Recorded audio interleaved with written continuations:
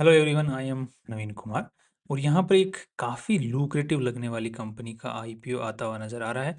And यहाँ पर जो कंपनी का नाम है वो है Apis, right. And Apis Aerocom. And इसका जो आईपीओ है पर्टिकुलरली 11 मार्च से 13 मार्च के बीच में आ रहा है और 110 रुपये का इन्होंने जो है प्राइस सेट किया है। 132 करोड़ रुपए की पूरी कंपनी की वैल्यू लगाई जा रही है और लगभग 36 करोड़ रुपीज़ कंपनी उठा रही है, जिसमें से 30 लगभग सारे पैसे ही जो हैं वो कंपनी के पास में ही जा रहे हैं। दैट मीन्स कि नेट इशू जो है वो यहाँ पर बहुत सारे पैसों का ही किया जा रहा है। प्रमोटर्स अपनी जेब में पैसा यहाँ पे नहीं लेके जा रहे हैं। दैट मीन्स कि प्रमोटर्स को यहाँ पे स्टेक की जरूरत नहीं है, कंपनी को यहाँ पर पैसों की जरूरत नजर आ रही है। अब यहाँ पर हमें इस पर्टिकुलर वीडियो के थ्रू ये देखना है कि पर्टिकुलर कंपनी जो है बेसिकली देखा जाए तो इन्होंने डिफेंस का, एरोस्पेस का, हेल्थ इंडस्ट्री का जो है नाम यहाँ पे यूज़ किया, जो कि काफ़ी प्रीमियम सेक्टर मतलब मार्केट इन कंपनियों को से रिलेटेड जो कंपनी होती है उनसे बहुत ही प्रीमियम वैल्यू देते हैं उनको। क्या इस कंपनी को भी प्रीमियम वैल्यू मिलने की उम्मीद है? मैनेजमेंट कैसा है? किस तरीके से ऑपरेशंस चल रहे हैं? क्या फ्यूचरिस्टिक प्रोस्पेक्ट्स हमको नज़र आ रहे हैं? उसको थोड़ा-सा हम देखने वाले हैं इस वीडियो के through. Let's proceed with this. तो सबसे पहले हम लोग देख लेते हैं कंपनी का जो आईपीओ लेके आ रहे हैं, उनका नाम है वन व्यू कॉर्पोरेट एडवाइजर्स। इनकी जो पास्ट की जो परफॉर्मेंसेज़ रही है इससे पहले सीके की रिटेल वाले की, तो अच्छी रही है। मतलब खराब नहीं रही है, अच्छी तो नहीं रही है बट खराब भी नहीं रही है। 2025 में जो आईपीओस लेके आए हैं उनकी जो परफॉर्मेंसेज हैं आज के दिन के हिसाब से देखा जाए तो यस, उनकी भी परफॉर्मेंसेज ठीक है। दैट मीन्स कि आईपीओ लेके आ रहे हैं या तो एट पार लेके आ रहे हैं या फिर थोड़ा बहुत वैल्यू के ऊपर में लेके आ रहे हैं, अच्छी कंपनियां लेके आ रहे हैं। तो ये पास्ट के रिकॉर्ड को देखते हुए ऐसा नजर आ रहा है। तो लेट्स सी कि इस पर्टिकुलर कंपनी से हमें क्या उम्मीद करके चल सकते हैं, क्योंकि लीड मैनेजर तो ठीक नजर आ रहा है, राइट। नेक्स्ट अब देख लेते हैं कि जो ये कंपनी करती क्या है। तो ये सीएनसी मशीन्स का यूज करते हुए प्रिसीजन के साथ में जो आइटम्स होते हैं, जो मशीन्स वगैरह में काम आते हैं, चाहे वो डिफेंस सेक्टर के अंदर में काम आ रहे हो, चाहे वो एरोस्पेस इंडस्ट्री के अंदर में काम आ रहे हो, एरोप्लेन वगैरह में काम आ रहे हो, या फिर हेल्थ केयर जो इंडस्ट्रीज होती हैं जहाँ पे मशीन्स वगैरह बनती हैं, तो वहाँ पर वो आइटम्स होते हैं, जो पार्ट्स होते हैं वो काम आते हैं।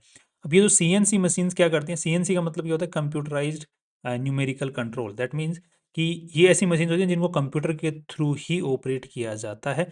ये पर्टिकुलरली जैसे मान के चलो कि मुझे एक स्क्रू बनवाना है, राइट? वो पर्टिकुलरली एक बहुत ही प्रिसीजन वाला स्क्रू होना चाहिए जो मशीन में इस जगह पे लगता है। इसी तरीके से मान के चलो मुझे एक ऐसा आइटम बनवाना है जो कि एरोप्लेन के अंदर में कैमरा फिट करने के लिए जगह चाहिए, जो कि एक खांचा बनवाना है, राइट? एक एक टूल बनवाना है या फिर जिसको हम बोल सकते हैं कि एक प्रोडक्ट बनवाना है, जिसको बहुत ही प्रिसाइज़ होना चाहिए। बाल उसको किस तरीके से हम लोग टाइट करने वाले हैं, स्क्रू लगाने वाले हैं, उसमें कैसा कैमरा फिटिंग होने वाला है। वो उस टाइप का जो आइटम होता है वो पर्टिकुलरली एक मशीन को प्रोग्राम के थ्रू बता दिया जाता है और वो मशीन के साथ अंदर में मेटल डाल दिया जाता है। वो मेटल के अंदर में बिल्कुल प्रिसिज़न के साथ में कटिंग करती है फिर।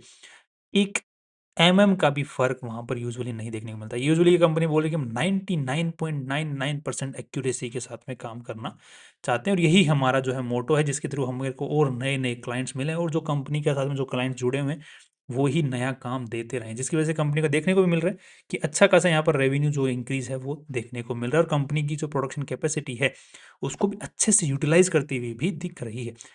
तो आपको बेसिकली समझ में आ गया होगा कि कंपनी क्या करती है। वो सीएनसी मशीन इनके पास में आज के दिन बहुत सारी हैं। इनके पास में आज के दिन 2 मतलब 2 यूनिट्स हैं। बेसिकली दूसरी यूनिट का ज़्यादा काम नहीं चल रहा है बट फर्स्ट यूनिट में अच्छा खासा काम चल रहा है। वहाँ पे उन्होंने मशीन्स वगैरह रख रखी हैं। फिर ये ऑर्डर आता है इनके पास में, फिर ये हायर करते हैं जो जॉब वर्क के लिए जो दूसरी कंपनियाँ होती हैं उनके एम्प्लॉइज़ को, और फिर उन मशीन्स का यूज़ करते हुए वो जो जॉब वर्क करती हैं कंपनियाँ, मतलब जो उनके उनके एम्प्लॉइज़ होते हैं, फिर वो आइटम्स को बनाते हैं और फिर जो क्लाइंट होता है उसको वापस डिलीवर कर देते हैं। तो this is how this things are. And ये बेसिकली देखा जाए तो इससे इस सेक्टर में और भी बहुत सारी कंपनियाँ काम कर रही हैं और उनको मार्केट में बहुत अच्छी वैल्यू दे रखी है। Let's see about this company. And तो यहाँ पर देखने में मिला कि जो पैसा कंपनी उठा रही है बेसिकली, ये सारा पैसा ही नई मशीनरी ऐड करने में काम में लेने वाली है। दैट मीन्स कि और प्रोडक्शन कैपेसिटी को बढ़ाना चाहती है। दैट शोज़ कि मार्क जो पर्टिकुलरली जो प्रोमोटर्स हैं वो काफ़ी कॉन्फिडेंट है कि कंपनी को बहुत ज़्यादा बड़े ऑर्डर्स जो हैं फ्यूचर में मिलने की उम्मीद है, because they are working good. Company को आज के दिन जो चला रहे हैं वो 3 लोग मिलके चला रहे हैं। एंड बासावा राजू, मैं नाम अगर ढंग से नहीं पढ़ पा रहा हूँ तो I am really sorry. Mihir, Vinod, ये 3 लोग हैं आपस में मिलके चला रहे हैं, दैट इज़ नाइस। और ये पार्टनरशिप फर्म के तौर पे खुली थी 2012 के अंदर में। फिर 2022 के अंदर में एक नए जो मिहिर हैं आई थिंक, और वो नए इस कंपनी के साथ में जुड़े फिर अगस्त में इन्होंने पार्टनरशिप फर्म को डाइल्यूट करके प्राइवेट लिमिटेड में कन्वर्ट कर लिया और अभी आईपीओ लेके आ रहे हैं 2022 के बाद में। अभी जो है पर्टिकुलरली ये इनकी जो है माइलस्टोन्स वगैरह इन्होंने अचीव किए हैं। एंड माइलस्टोन्स क्या है कि कब इन्होंने स्टार्ट किया, कब कौन सी कंपनी को इन्होंने शिफ्ट कर दिया, चेंज किया कंपनी का स्ट्रक्चर, देज आर माइलस्टोन्स। तो सबसे मोस्ट इंपॉर्टेंट चीज़ लगती है कि कंपनी को जो लोग चला रहे हैं ना, वो अपने फील्ड के एक्सपर्ट नज़र आ रहे हैं। मतलब उनकी पढ़ाई भी उसी चीज़ के रिलेटेड है और उसी के चारों तरफ इनकी जो ज़िंदगी है, जीवन है, वो बीता है। जैसे यहाँ पर बासावराजू की बात करते हैं तो यहाँ पर सीएनसी के अंदर में इनकी पढ़ाई है, उसी से रिलेटेड और उसी के चारों तरफ इनकी पूरी जो है आज के दिन काम चला है और एक्सपीरियंस है अच्छा खासा। विनोद कुमार जी की बात करते हैं तो वो भी ठीक ठाक लेवल पे। मिहिर कुमार जी की बात करते हैं तो ये जो प्लास्टिक मोल्डिंग वाला जो स्ट्रक्चर है, प्लास्टिक मोल्डिंग का जो इंडस्ट्री है, उसमें पर्टिकुलरली इनका एक्सपीरियंस और पढ़ाई है। तो जो पर्टिकुलरली सेक्टर है, उससे जो मैनेजमेंट है, जो मेन काम करने वाले हैं, जो मेन हायर अथॉरिटीज़ हैं कंपनी की, वो काफ़ी वाकिफ़ हैं। यूजुअली हम कम काफ़ी कंपनी में देखते हैं जिस सेक्टर की जो कंपनी काम कर रही होती है, जो उसका मेन हेड है, उसको पता ही नहीं है कि वो काम कैसे होता है। इनको पता है। That is a very good thing. क्योंकि इससे क्या होता है कि मार्केट का जो हेड है, उसको ये पता होता है कि मार्केट ये परफ़ॉर्म कैसे करेगा, मार्केट फ्यूचर के अंदर में क्या अपॉर्च्युनिटीज़ हैं, कहाँ अपॉर्च्युनिटीज़ नज़र आ रही हैं और किस तरीके से हमको अगर कोई दिक्कत आती है तो सँभालना है खुद को, तो वो उस चीज़ को सँभाल लेते हैं। That is a very good thing. आज के दिन जो सैलरी ले रहे हैं लगभग 4.5 लाख रुपए की बसवराजू जी ले रहे हैं, विनोद जी और ये दोनों 3.5 लाख रुपए के आसपास की ले रहे हैं। बाकी जो अगर नाम कंपनी का देखा जाए तो कंपनी का जो नाम है, लोगो अभी तक रजिस्टर्ड नहीं है। एंड कंपनी के जो हायर अथॉरिटीज़ हैं वो भी सैलरी कुछ ज़्यादा नहीं ले रहे हैं। लगभग टोटल मिला के भी देखा जाए तो 1 डेढ़ करोड़ के आसपास में जाती है, जो कि 130 करोड़ रुपए की कंपनी के हिसाब से it's not big deal. Next यहाँ पर कंपनी का जो रॉ मटेरियल कंपनी जो एक्वायर करती है, वो बेसिकली इंडिया से ही करती है। बेसिकली कंपनी का रॉ मटेरियल है क्या, जो मेटल्स हैं वो, और दूसरा जो जॉब वर्क का मतलब कंपनी दूसरी कंपनियों को जॉब वर्क करने के लिए हायर करती है। कि मान के चलो कोई ऑर्डर आ गया जो पर्टिकुलरली इस पर्टिकुलर डिफेंस सेक्टर से रिलेटेड इस पर्टिकुलर आइटम का है, और इसके अंदर में ये जो जॉब वर्क वाली जो कंपनी है, इसके जो एम्प्लॉयज़ हैं वो काफ़ी अच्छा काम करते हैं, तो उनको वो हायर कर लिया कि भाई ये प्रोडक्ट बना के जाओ तुम, हमको इतना बड़ा ऑर्डर चाहिए, ये मशीन्स आपके सामने हमने रखी हुई हैं, use them and just provide this product. Job work से रिलेटेड इनका मेनली जो है यहाँ पर काम देखने को मिल रहा है। नेक्स्ट, इनके जो पर्टिकुलरली जो कैपेसिटी यूटिलाइजेशन है वो लगभग अभी रिसेंट के हिसाब से 87% के आसपास चल रही है। पास्ट में भी अगर देखते हैं तो इनका 85-87% के आसपास कैपेसिटी यूटिलाइजेशन है। और कैपेसिटी जो एक्सपेंशन है वो अच्छा खासा ये 1.5 लाख यूनिट्स के आसपास तक एक्सपेंड कर चुके हैं। तो दैट इज़ नाइस। और हर साल एक्सपेंड करते ही जा रहे हैं, बट अभी रिसेंटली आईपीओ के पैसों से भी एक्सपेंशन पे ही ध्यान दे रहे हैं। That's nice. ये मशीन्स हैं, आप लोग काफ़ी सारी ये मशीन्स वगैरह को देख सकते हैं जो कि इनकी जो फैसिलिटी है वहाँ पर रखी हुई है, जिनके थ्रू ये प्रिसीजन वाले जो आइटम्स हैं ये बनते हैं।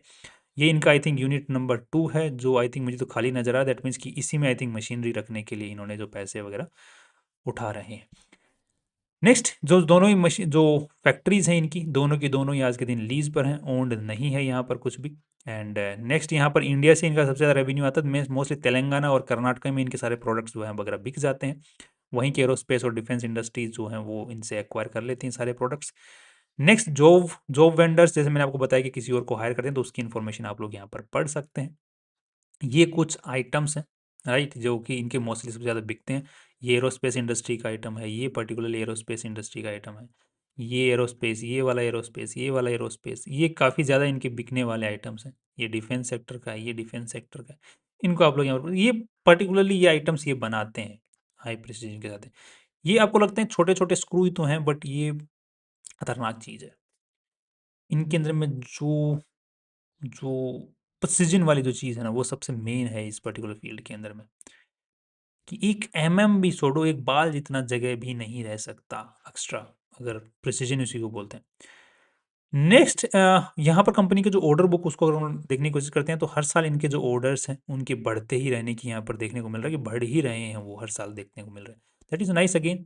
अब थोड़ा सा हम देख लेते हैं कंपनी का कंपैरिजन करते हुए कि दूसरी कंपनी जो इसी सेक्टर में काम कर रही है उसका क्या यहाँ पर चल रहा है। तो इसके साथ में जो कंपैरिजन होने वाला वो है यूनिमेक एरोस्पेस मैन्युफैक्चरिंग। इसका भी रिसेंटली आईपीओ आया था, हमने वीडियो बनाया था कि ये डबल तक जा सकती है। आईपीओ जो प्राइस कंपनी ने लॉन्च किया था, ये लगभग डबल तक होके फिर वापस जब पूरी इंडस्ट्री नीचे आने लगी तो ये भी इंडस्ट्री के साथ में वापस नीचे आने लग गया था। एंड नाइस, लेट्स सी कि इस पर्टिकुलर एनालिसिस का जो हम प्रिडिक्शन करने वाले हैं वो कितना सटीक बैठता है, कितना सही बैठता है। Let's go for that. Next यहाँ पर तो देखने को मिला इस पर्टिकुलर कंपनी में जो आईपीओ लेके आ रही है, इसमें पूरा पैसा आज तक मिला के देखा जाए तो 24 करोड़ रुपए लगे हुए हैं, जिसमें से अगर देखा जाए तो इन्वेस्टर्स का जो पैसा है वो लगभग शेयर कैपिटल 9 करोड़ रुपए और 4-5 करोड़ रुपए, ये तो लगभग 14 करोड़ रुपए के आसपास में पैसा लगा हुआ है, राइट। इन्वेस्टर्स का पैसा, बाकी जितना भी पैसा कंपनी में वो उधारी का पैसा है, या तो उधारी का पैसा मान लो या फिर उधारी का जो आइटम उधारी पे लेकर के माल माल उधारी का मान लो। तो debt to equity ratio before the IPO is okay. And जो कंपनी कमाई, वो जो पैसा रखा हुआ है उसको भी अगर हम लोग देखते हैं कहाँ पर ये पैसा रखा हुआ है, इन्होंने 25 करोड़ रुपए, 24 करोड़ रुपए, तो कैश पड़ा हुआ है, ट्रेड रिसीवेबल्स इनका ठीक ठाक है, इन्वेंट्री भी इनके पास में ठीक ठाक इंक्रीजिंग ऑर्डर के अंदर में ही है। एंड नेक्स्ट अगर हम लोग यहाँ पर देखते हैं कि जो रेवेन्यूज़ हैं इस कंपनी के, वो 10 करोड़, 17 करोड़, 21 करोड़ और अभी लगभग 14 करोड़ के आसपास का रेवेन्यू सितंबर तक जनरेट कर लिया। तो इस बार जो है लगभग 25 करोड़ 26 करोड़ के आसपास तक का रेवेन्यू आराम से जनरेट कर लेंगे, जिसके हिसाब से अगर हम लोग देखते हैं तो नेट प्रॉफिट कंपनी लगभग इस बार जो है net profit after tax for the period is 3 crore. पिछले साल इन्होंने जो है 6 करोड़ रुपए जनरेट किए थे, इस साल इन्होंने 3 करोड़ ही जनरेट किए हैं अभी तक आधे साल में। पूरे साल में लगभग 6-6.5 करोड़ की उम्मीद है इनसे कि इस बार भी जनरेट कर लेंगे। That is that I think good. अब थोड़ा सा देख लेते हैं कि ये जो कंपनी नेट प्रॉफिट जनरेट कर रही है, ये पैसा अटक तो नहीं रहा है कहीं पे। तो यहाँ पे देखने को मिला कि cash flow of this company is good, जिसको हम लोग यहाँ पर देख पा रहे हैं कि net cash flow from operating activities is continuously positive every year. और दैट टू की पैसा ऐसा नहीं है कि इन्वेंट्री बच नहीं रही, इन्वेंट्री भी बच रही है, दो नहीं बचनी चाहिए, बट स्टिल ठीक है कि इन्वेंट्री इनके पास में अच्छी खासी पड़ी हुई है। एंड दो जो कि फिनिश्ड इन्वेंट्री नहीं बचनी चाहिए, अनफिनिश्ड इन्वेंट्री बची रहे कोई दिक्कत नहीं, फिनिश्ड इन्वेंट्री बच गई दैट मीन्स कि जो ऑर्डर आया है उसको आपको पे कर, आपने भेज दिया उसको, राइट। तो फिर भी इन्वेंट्री अगर आपके पास बच गई है, इसका मतलब तो वो प्रोडक्ट अब किस काम आएगा, वो तो पर्टिकुलरली जो एक ऑर्डर मिला था पर्टिकुलर एक पर्पस के लिए उसका कंप्लीट हो गया, तो फिनिश्ड इन्वेंट्री तो इनके पास में रहने के ज़्यादा चांसेस नहीं होने चाहिए। अनफिनिश्ड जैसे मेटल पड़ा हुआ है, ठीक है, वो दूसरी इन्वेंट जो का माल बनेगा उसमें काम आ जाएगा। नेक्स्ट यहाँ पर जो है इन्वेंट्री भी इनकी कुछ खास यहाँ पर ठीक है, ठीक ठाक यहाँ पर अनफिनिश्ड जो है इन्वेंट्री बचती हुई दिख रही है। एंड ट्रेड रिसीवेबल सेगमेंट जो है यहाँ पर देखने को मिल रहा है थोड़ा थोड़ा बढ़ता ही जा रहा है, तो ये थोड़ा सा जो है क्वेश्चन मार्क है यहाँ पर ट्रेड रिसीवेबल सेगमेंट में। बट द पॉइंट इज कि इनका सब कुछ, इसको भी अगर हम लोग इंक्लूड वगैरह सब कुछ को कर लेते हैं, उसके बावजूद भी they are cash flow positive. That is the most positive thing कि ये पैसा अटकने के बाद भी इनके पास में पैसा अच्छा खासा आ रहा है, जो कि इनको एक्सपेंशन पे खर्च करने पे मतलब कोई दिक्कत पैदा नहीं कर रहा है, जिसकी वजह से इनका जो लोन बुक है इसको आप लोग चेक करते हैं अगर, तो लोन बुक में कुछ खास असर देखने को नहीं मिल रहा है, इनको लोन वोन नहीं लेना पड़ रहा है अपने आप को सस्टेन करने के लिए। That's the positive thing. Usually छोटी कंपनियों के अंदर में या फिर जो कैपिटल इंटेंसिव जो कंपनियां होती हैं इनके अंदर में अगर पैसा अटक जाए तो दिक्कत हो जाती है, इनको वो दिक्कत फेस नहीं देखने को मिल रही है। तो कैश आ रहा है, कंपनी प्रॉफिट कमा रही है, कंपनी एक्सपेंशन पे ध्यान दे रही है, कंपनी के पास में जो आज के दिन मशीनरीज हैं वो फुल कैपेसिटी पे मोस्टली काम कर रही हैं, नया कंपनी मशीनरी वगैरह ऐड करेगी तो रेवेन्यू बढ़ेगा तो कंपनी के नेट प्रॉफिट्स बढ़ेंगे, पैसे अटक नहीं रहे, तो that's I think good business right here is going on. Next अब थोड़ा सा हम पी रेशियो और कंपेरिजन करते हैं कि मार्केट इस टाइप की कंपनियों को जो प्रॉफिट कमा रही है उनको क्या वैल्यू देता है, राइट।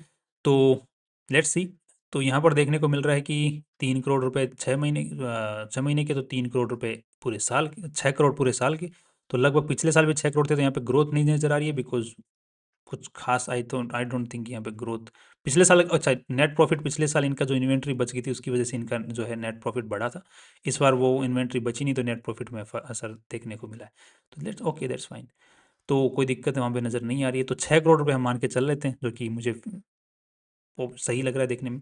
तो 6 करोड़ के हिसाब से इन्होंने वैल्यू लगाई है 130 करोड़ रुपए की, तो 660 लगभग 20-22 के आसपास का पी रेशियो, जो कि इस पर्टिकुलर सेक्टर की कंपनी के हिसाब से देखा जाए वेरी लुक्रेटिव।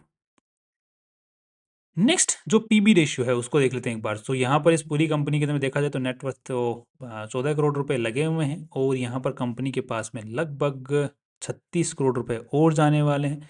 तो 14 करोड़ प्लस 36 करोड़, तो लगभग 50 करोड़, 50 करोड़ के हिसाब से देखा जाए 2.7 के आसपास का पीबी रेशियो नजर आता है, जिसको कंपेयर करते हैं यहाँ पे तो 6.40। दो हम यूनिमेक एरोस्पेस मैन्युफैक्चरिंग के साथ में कंपैरिजन तो कर रहे हैं, बट ये this is the king and that is just small, you know, in some gali kind of person right now. So comparison थोड़ा सा हाँ, जो साइज़ वाइज़ है वो थोड़ा ठीक नहीं बैठ रहा है, बट स्टिल हम इंडस्ट्री वाइज़ देखेंगे कि दूसरी कंपनियाँ काम कर रही हैं, उनके हिसाब से जो पी और पीबी रेशियो है, वो काफ़ी लुक्रेटिव नज़र आ रहा है आज के हिसाब से। हमने प्रमोटर्स को देख लिया कि वो भी अच्छे नज़र आ रहे हैं, एक्सपीरियंस नज़र आ रहे हैं और नंबर्स भी अच्छे नज़र आ रहे हैं, पैसा भी नहीं अटक रहा है, फ्यूचर भी अच्छा नज़र आ रहा है, बिकॉज़ अल्टीमेटली एआई आएगा, रोबोटिक्स आता है, तो वो सब कुछ तो इन पे पास चल ही रहा है। बट जो ह्यूमन की जो ज़रूरत पड़ने वाली है, इस टाइप की जो कंपनियों की ज़रूरत पड़ने वाली है इन बड़ी-बड़ी कंपनियों को, क्योंकि हर मशीनरी ऑटोमेशन पे काम करेगी तो उनको प्रिसिजन वाले इक्विपमेंट्स बनवाते ही रहने पड़ेंगे। आने वाले टाइम में तो मशीनरी की और डिपेंडेंस लोगों की बढ़ती जाएगी, तो इस टाइप की कंपनियों की डिमांड और भी ज़्यादा बढ़ेगी। तो इसकी जो फ्यूचर है वो काफ़ी जो है प्रोस्पेक्टिव नज़र आ रहा है और वो भी एथिकल लोगों के हाथ में है। तो I I am positive in this particular company in the longer run and very very much positive on this company. Shorter run की अगर हम लोग बात करते हैं तो आज के दिन देखा जाए तो जो नंबर्स हैं जिनको हम कंपैरिजन के हिसाब से देखा है पी और पीबी रेशियो के हिसाब से, तो वो भी काफ़ी लुक्रेटिव नज़र आ रहा है। तो क्या हमें इस कंपनी के अंदर में इन्वेस्टमेंट कर लेना चाहिए? देखो, मैं इन्वेस्टमेंट के ऊपर मैं राय नहीं देता क्या करना चाहिए क्या नहीं करना चाहिए, मैं सिर्फ एनालिसिस करता हूँ और आपके सामने डेटा प्रेजेंट कर देता हूँ। राइट, उसके बाद में आपको अपना डिसीजन लेना होता है। राइट, तो I am positive in this company in the longer run. Shorter run में I am also positive, but listing gain की अगर बात की जाए तो एक हवा पे भी डिपेंड करती है लिस्टिंग गेन। तो हवा हम लोग देख लेते हैं हवा किस साइड बन रही है इस कंपनी की। अभी तक तो कुछ हवा यहाँ पर बनती हुई नज़र नहीं आ रही है। अगर हवा आपको देखने को मिलती है मोर देन 30% 40%, हवा बननी चाहिए, आई थिंक बननी चाहिए इसकी हवा। बट अगर बनती है 30-40% के आसपास में, तो I think you can take the benefit of that, because अभी मार्केट पूरे ऑल ओवर वर्ल्ड में बहुत जो सिनेरियोज बन रहे हैं उसकी वजह से मार्केट्स पे काफ़ी लोगों का फियर बढ़ गया है, जिसकी वजह से जीएमपीज वगैरह जो आईपीओ का जो सेक्टर है जिसका बहुत ज़्यादा बूम था वो भी बिल्कुल ख़त्म सा हो गया है, बूम वाली जो चीज़ थी। बट कंपनियाँ अच्छी आएंगी, कंपनियाँ अच्छी आती हैं, ये कंपनी जो अच्छी आती हैं उनमें से मुझे नज़र आ रही है। तो इसमें इन्वेस्टमेंट करके छोड़ा जा सकता है, उस टाइप की कंपनी है। बाकी लिस्टिंग गेन की उम्मीद है वो यहाँ पर हवा पे डिपेंड करेगा, क्योंकि मुझे लगता है मिलनी चाहिए। That's all my view about this company and about the future. बाकी लेट्स सी व्हाट हैपन्स। ये हमारा सिनेरियो जो एनालिसिस किया है कैसा बैठता है वो आने वाले टाइम में पता चलेगा। एंड अगर आपको ये स्टॉक जो है नीचे जाता है, अगर आपने इस कंपनी के स्टॉक खरीद लिए हैं तो ध्यान रखिए कि अगर मार्केट गिरता है तो do not average the company before company falls more than 50%।